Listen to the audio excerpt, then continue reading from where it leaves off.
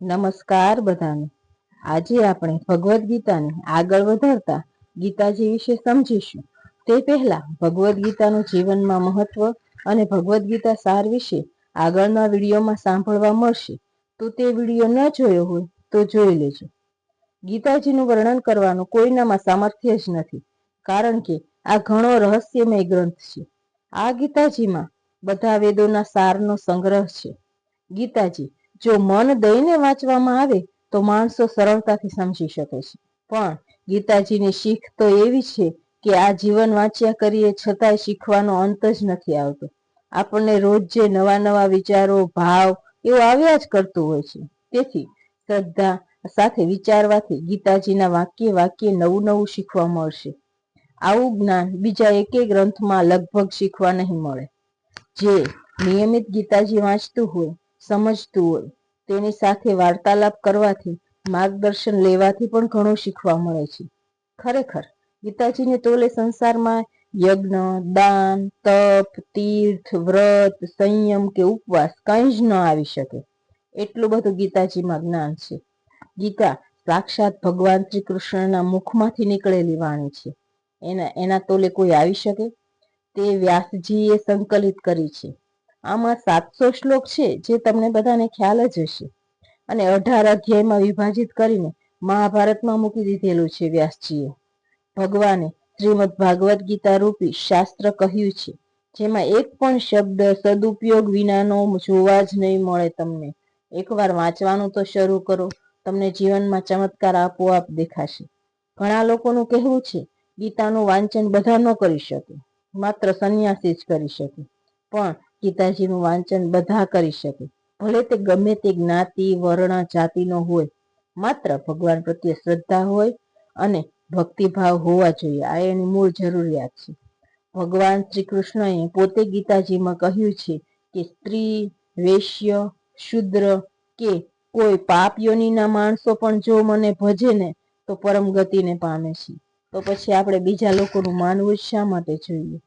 પોતપોતાના સ્વાભાવિક કર્મો દ્વારા ભગવાન કહે છે મારી પૂજા કરીને માણસો પરમ સિદ્ધિને પામે છે।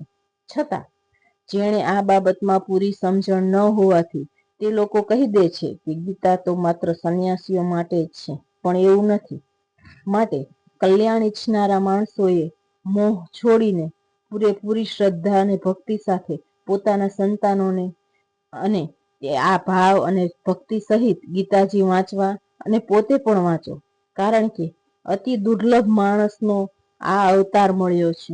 બીજા અવતાર ઘણા મળશે, પણ તેમાં તમને માનસિક સુધારો લાવવાની કે આધ્યાત્મિક પ્રગતિ કરવાનો એક જ અવતાર, મનુષ્ય અવતાર જ મળ્યો છે। બીજા અવતારમાં તો માત્ર જમવાનું, સૂઈ જવાનું, માર ખાવાનું, રખડવાનું આ જ હોય છે, પણ મનુષ્ય અવતાર મળ્યો છે કે એમાં તમે ઉત્તરોત્તર પ્રગતિ કરી શકો અને તમે આધ્યાત્મિક દ્રષ્ટિએ ઉચ્ચ વિચારસરણી કેળવી અને બીજાના અવતાર પણ સુધારી શકો।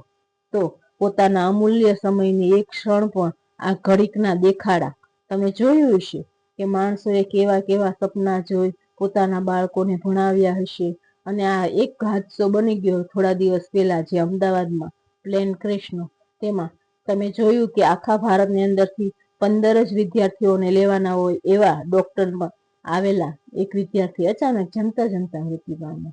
તો એનું કંઈ જીવનનું લક્ષ્ય ધર્યું કે એમને હશે કે હું આમ કરીશ, તેના પરિવારને હશે હું આવી પ્રગતિ કરશે, અમે અહીંયા પહોંચી જશું, પણ ક્ષણવારમાં કુદરતે બતાવી દીધું કે જીવન ગમે તેટલું સરળતા સુવિધાવાળું જીવો, પણ આ ક્ષણિક જ જીવન છે।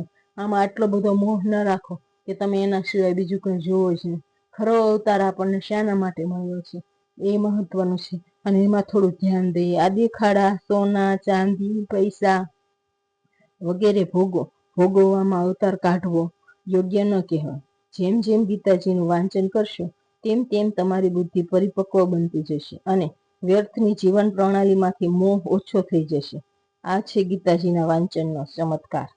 રોજબરોજના જીવનમાં બનતી આકસ્મિક ઘટનાઓથી એટલું તો સ્વીકારી જ લેવું કે આપણે જોયેલા સપના પૂરા જ ન થાય એવું નક્કી નથી, પૂરા થાય તે અને ન પણ થાય। તેથી બની શકે તેટલું યોગ્ય માનવ ઘડતરનું નિર્માણ કરવું અને હંમેશા ઈશ્વરનો આભાર વ્યક્ત કર્યા કરવો કે આવા ગીતાજી જેવા મહાન ગ્રંથ દ્વારા જીવનને બહેતર બનાવવા માટે રાહ ચીંધી છે. તો તમારો ખૂબ ખૂબ આભાર મને સાંભળવા બદલ. ધન્યવાદ.